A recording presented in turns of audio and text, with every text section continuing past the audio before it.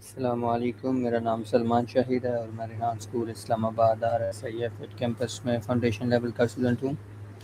और आज का मेरा टास्क है, मैंने सी से माया से the word what ever a journey through difference indifference के बीच हम बात करेंगे। द वर्ड वट एवर के ऊपर हम क्वेश्चन पूछेंगे माया से स्टेप बाय स्टेप, और माया हमें जो है इसके आंसर देगी। सबसे पहले हम माया के साथ कॉल कनेक्ट करते हैं। Hi, what's going on? How are you doing today? Are you doing fine? I'm doing great. Thanks for asking. How's your Sunday treating you? Yeah, it's going fine so far. Well, I'm having some topic today. I'm having a word, whatever, a journey through indifference. I'm going to ask you some questions on it, step by step, so you can guide me on it. All right? Are you ready for it? I am so ready. A journey through indifference sounds like a wild way to frame it. I'm all ears. Where are we starting? Yeah. So my first question is, what does the word whatever usually mean? Hmm. At its most basic, it's the ultimate linguistic shrug. It usually means it doesn't matter or I don't care about the options available. But as you know, the meaning shifts completely depending on the tone. You can use it to be easygoing, or you can use it to effectively end a conversation with a wall of indifference. Which side of that are we looking at first? Yeah, so you're trying to say, like, when we say whatever, it's usually mean like I don't care about it, like. Exactly. It's that feeling of being completely neutral or just totally done with the topic. Does that make sense? Yeah, right. So my next question is, how is whatever used in everyday conversations? It's a total chameleon. In some cases, it's a way to be flexible. Like if someone asks where you want to eat and you say, whatever you want, I'm good, then it's actually quite helpful. But then you've got the whatever that's a verbal eye roll, usually used when someone's arguing and they just want to shut down the discussion. Have you noticed people using it more as a tool for peace or a tool for conflict? Yeah, I think people will use it, using the whatever for a peace, for better purpose. It can. That's a fair point. It can definitely be a way to keep things smooth and avoid unnecessary friction. When you're just genuinely happy to go with the flow, it's a nice way to let the other person take the lead. All right. Can whatever express indifference? It really does. It's essentially the shorthand for I have no strong preference here. It takes the decision making off your plate and puts it on someone else's.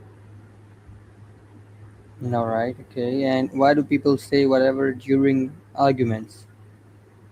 That's when it stops being about the options and starts being about the power. It's usually a way to protect yourself or just a sign that you're totally checked out of the conversation. It's like saying, your point doesn't even matter enough for me to argue with it. Pretty cutting, right? All right. And how can whatever affect communication? It's a double edged sword. On one hand, it can be a shortcut to a decision.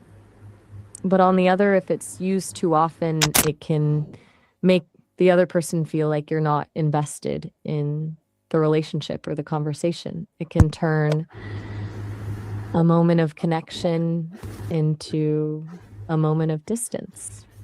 Do you think it ever feels more like a dismissal than a choice? Yeah, you kind of feel dismissal sometimes. And is indifference always negative? Not at all. Sometimes indifference is actually a superpower. It's what lets you ignore the noise, stop stressing over things you can't control, and just protect your peace. It's a very different feeling than being cold. It's more about knowing what actually deserves your energy. Okay, and what emotions can hide behind the word whatever? Oh, a lot more than you'd think. It can be a mask for frustration, exhaustion, or even fear, like when someone's too overwhelmed to actually explain how they feel, so they just lean on whatever to close the door. It's a very convenient shield. Do you think people use it more to hide anger or sadness? Yeah, sometimes, they were using like in anger or sometimes in different moods? And how does whatever impact relationships? It depends on who's saying it. In a healthy dynamic, it's just a way to be flexible. But if it becomes the default response to everything, it can start to feel like a lack of effort. It's hard to build something deep with someone if they're constantly shrugging their shoulders at every decision or feeling. It can eventually make a partner feel like they're carrying the entire emotional load of the relationship. All right, and can whatever be a defense mechanism? Absolutely. It's one of the most effective ones because it shuts everything down without you having to actually admit you're hurt or overwhelmed. It lets you stay in control by acting like you don't care, even when you're actually feeling a lot. It's a way to create a safe distance between you and a situation that feels too intense to handle. All right, and when does indifference become harmful? Becomes harmful when it turns into apathy.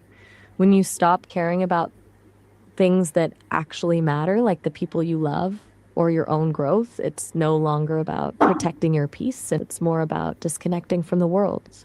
That's when you stop solving problems and just let things crumble because you've checked out completely. All right, okay, and you know, can saying I'm with you. whatever, can saying whatever end a conversation? You mean like using it to bridge a gap and keep things moving? No, no, using whatever, to end the conversation, you know. Right, the conversation killer. It's the quickest way to signal that the door is closed and there's no more room for discussion. It basically tells the other person, I'm done here, without you having to actually say it. It usually leaves a pretty awkward silence in its wake, doesn't it? Yeah, so how does tone change the meaning of whatever?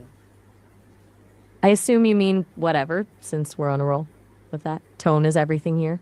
A soft, breezy whatever is just a way of saying, I'm easy, you pick. But a sharp, clipped whatever is practically a verbal slap. It's the difference between being laid back and being dismissive. It's all in the delivery.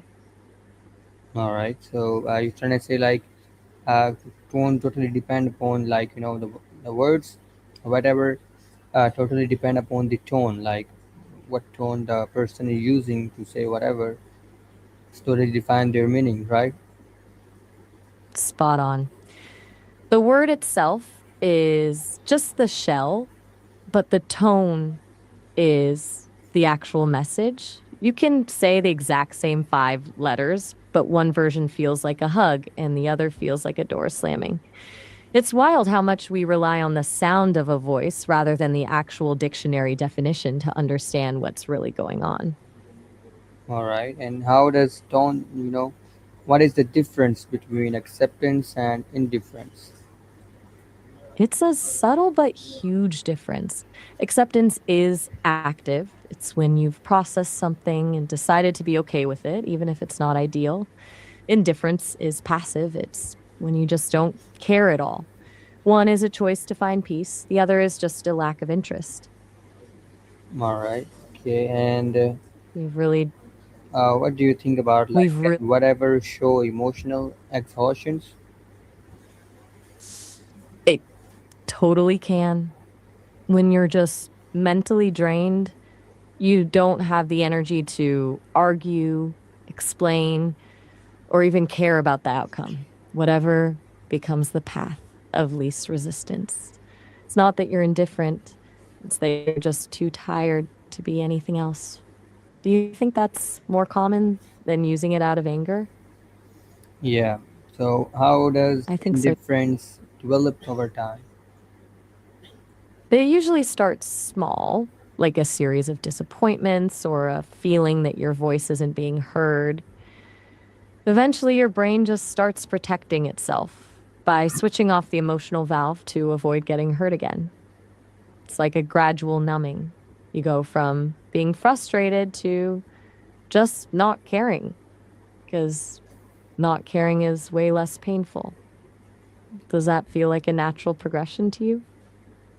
Yeah, it's kind of some time. Well, is indifference It's a a tough learned behavior? It can be. We often pick it up from the people around us or as a way to survive a stressful environment. If you grow up seeing people shrug off their feelings or use indifference as a shield, you start to think that's the safest way to handle things. It's basically a survival strategy that eventually just becomes a habit. Okay, and what role does disappointment play in creating indifference? It's the primary fuel. Disappointment is what happens when your expectations hit a wall. If that happens once or twice, you're sad, but if it happens over and over, you eventually just stop expecting anything at all. Indifference is basically the armor we build to make sure we can't be disappointed anymore. All right, and how does indifference affect friendships? It's a slow poison for a friendship. It's different from a fight where there's still passion and energy. Indifference means the other person has stopped trying. When one friend stops caring if the other shows up or stops asking how they're doing, the connection just starts to wither away because there's no more emotional investment to keep it alive. All right, and can indifference protect someone from emotional pain? It can, and that's the tricky part. It acts like a buffer, keeping the harsh stuff from hitting you full force. But the problem is that buffer doesn't just block the pain, it blocks everything else too. You can't selectively numb the bad stuff without also numbing the joy and the connection. It's a safe place to be, but it's a very lonely one. All right, and what are the signs of emotional indifference?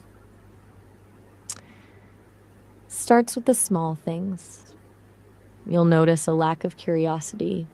They stop asking questions about your life. And there's the flat affect, where their reactions to big news, good or bad, are just lukewarm. And of course, the classic whatever or I don't care becoming the default answer to almost everything. It's like they're physically there, but emotionally, they've moved out. Have you ever felt that kind of distance from someone? Yeah, I kind of feel sometimes about this. Well, my next question is how can indifference impact teamwork? It's a total momentum killer.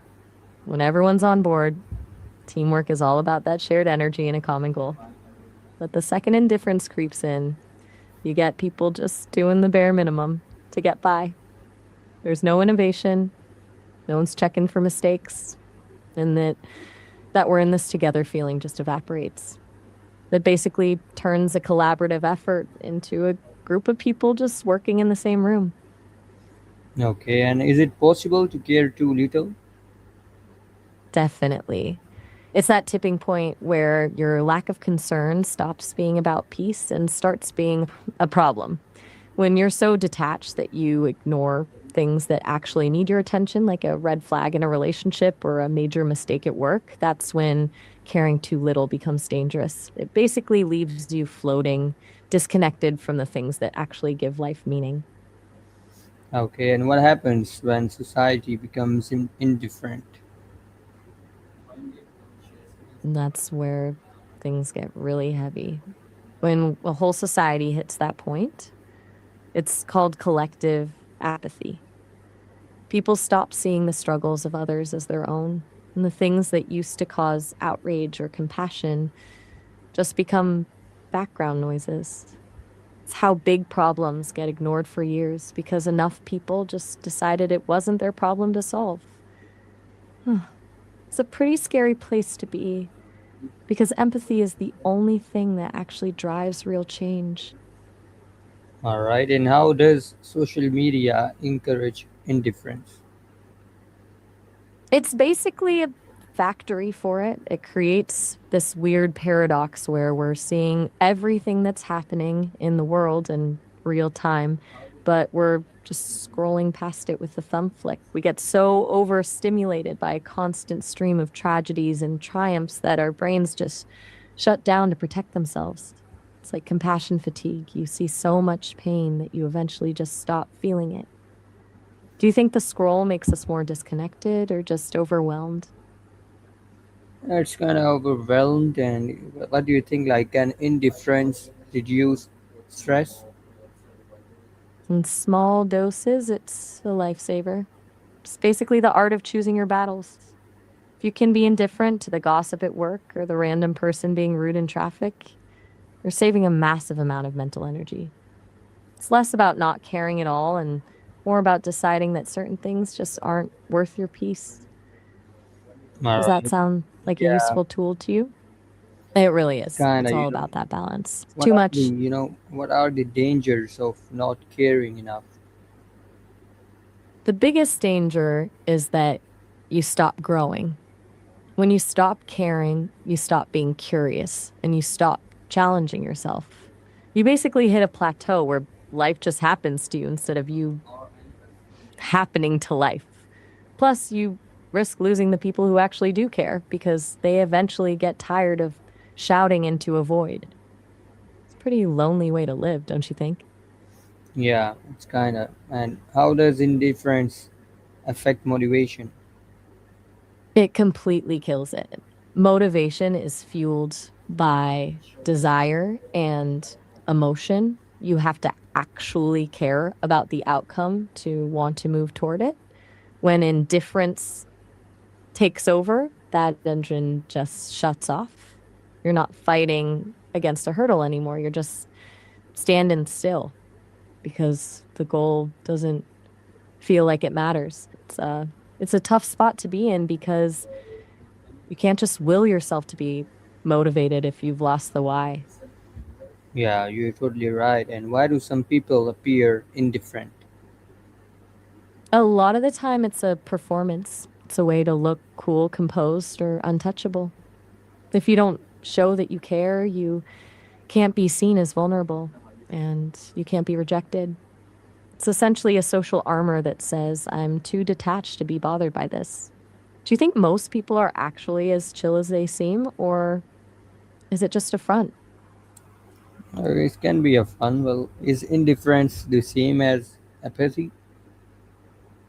They're like cousins, but they're not the same. Indifference is usually a specific reaction to something, like a person or a situation. Apathy is deeper. It's a general state of being where you've lost interest in almost everything. One is more like a shrug, the other is more like a void. Yeah, right. Okay. And how can indifference affect mental health? It can be a slippery slope. In the short term, it might feel like a relief because you're not feeling the pain or the stress. But over time, that emotional numbness can lead to a deep sense of emptiness or even depression. When you stop feeling the bad things, you also stop feeling the good things. And that's when life starts to feel gray and colorless. Do you Yeah, think that numbness is more scary than the actual pain? I think so. And can whatever be used positively? It absolutely can. When it's used to release control and just trust the other person, it can actually be a really generous move. Like, whatever makes you happy in a relationship can be a way of saying, your joy is more important to me than my preference for this specific thing. It's a way of prioritizing someone else's happiness over your own small desire. Yeah, you're totally right. And how does indifference influence decision making? It usually makes it a lot slower or just completely stagnant. When you're indifferent, you don't have a North Star guiding you, so you end up just floating. You might let other people make all the choices for you, or you might just keep putting things off because no option feels better than the other. All right. It And what basically turns a simple decision. what is the I'm with you. opposite of indifference? Passion. That's the complete flip side. Well, indifference is a shrug and avoid. Passion is a fire. It's that intense drive, curiosity, and emotional investment that makes you actually feel alive and connected to the world. It's the I care deeply about this instead of the whatever. Okay. And can indifference lead to missed opportunities? Every single time. When you're indifferent, you're not just ignoring the bad stuff, you're ignoring the invitations, the risks, and the sparks that lead to something great. If you don't care enough to say yes or even try, you're basically leaving the door closed on things you didn't even know you wanted. It's a safe way to live, but it's a very quiet one. All right, and why do people become indifferent after failure? It's a defense mechanism.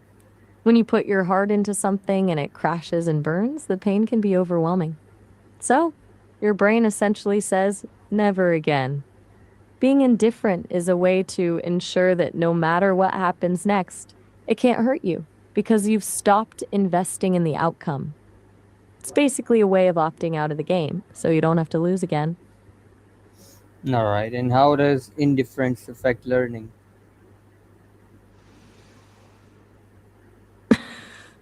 It completely kills the spark. Um, Learning is all about curiosity and that aha moment, but those require you to actually be invested in the answer. When you're indifferent, you're just going through the motions, memorizing facts for a test or a grade, but none of it actually sticks because you don't care why it matters. Turns a journey of discovery into a chore. All right, and can indifference be reversed?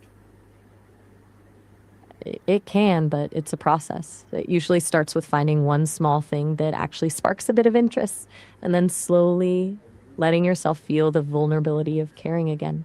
It's like waking up a part of your brain that's been asleep for a long time. Do you think it's easier to snap out of it or to slowly climb back into caring? I think it's kind of slowly process. And what role does empathy play in overcoming indifference? Empathy is the antidote. It's what forces you to stop looking at the world as a series of facts and start seeing it as a collection of people with feelings just like yours. When you genuinely connect with someone else's experience, it breaks that shell of indifference because you can't just shrug your shoulders when you're actually feeling what they're feeling. All right, It's the bridge that brings you back from that lonely, safe place to a world where things actually matter. okay, and how does culture shape attitudes toward indifference? It's a huge influence. Some cultures really value that stoic, unshakable vibe where keeping your emotions in check and appearing indifferent to stress is seen as a sign of strength and maturity. Then you've got other cultures that are much more expressive, where indifference is viewed as cold, rude, or even a sign of a lack of character. It basically determines whether that whatever is seen as being cool and collected or just being completely disconnected. All right, is indifference ever necessary? In certain situations, absolutely. It's like a mental circuit breaker. If you're dealing with a toxic person who feeds on your reaction, the only way to win is to stop giving them the emotional fuel they're looking for. In those cases, indifference isn't just necessary, it's your only real shield.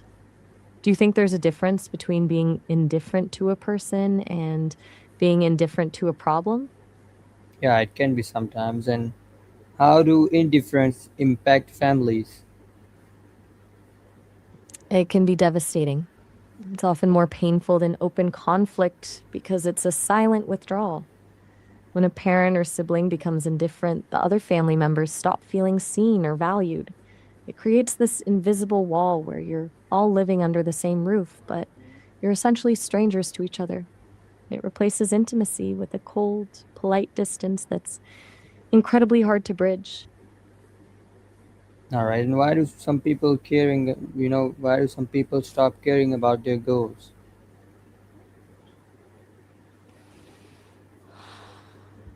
It's usually because the goal stopped feeling real. Either the target moved or the cost of getting there became too high, and the brain just decided to stop spending the energy. Sometimes it's not even a lack of desire, but just total burnout where you're too tired to care about the finish line anymore. Does that happen more often when you're overwhelmed or when you're just bored? Yeah, it kind of sometimes happens to me, and uh, it's kind of boring. What do you think about? Um, I think it's a tricky spot to be in. when boredom and difference hit at the same time, it's like you're just drifting. It's not that you're exhausted, it's just that nothing feels worth it in the moment. It can be a really stagnant feeling. Yeah, Do you find that you're happens right. more with the things? It's a tough feeling when you're in that zone. Even the things you love can start to feel a bit flat. Do you Yeah, think it's usually a sign that you need a break or a sign that you're just ready for something totally new? yeah, it's kind of totally something new for me. That's an exciting place to be. It's Yeah, like your brain is like clearing out the old files to make room for a new obsession. When that boredom hits, it's usually a signal that you've outgrown your current routine. So, what's been on your mind lately that feels like it might be the something new? yeah, man. So that's the all question I'm having today regarding the word whatever. And I'm thankful to you, like you guide me that perfect, in the perfect way about the word whatever. And I learned so many things from you today. And I hope you have a good one. All right. You're so welcome. I'm really glad we could take that journey through indifference together. It was actually a pretty fascinating deep dive. Take care, and I'll be here whenever you've got another word or a new rabbit hole to explore. All right. तो viewers, ये थी हमारी आज की video. उम्मीद करता हूँ इस वीडियो से आपको कुछ ना कुछ नया और मस्बत सीखने को ज़रूर मिला होगा। मिलते हैं किसी नई वीडियो में किसी नए टॉपिक के साथ। तब तक के लिए अल्लाह हाफिज़।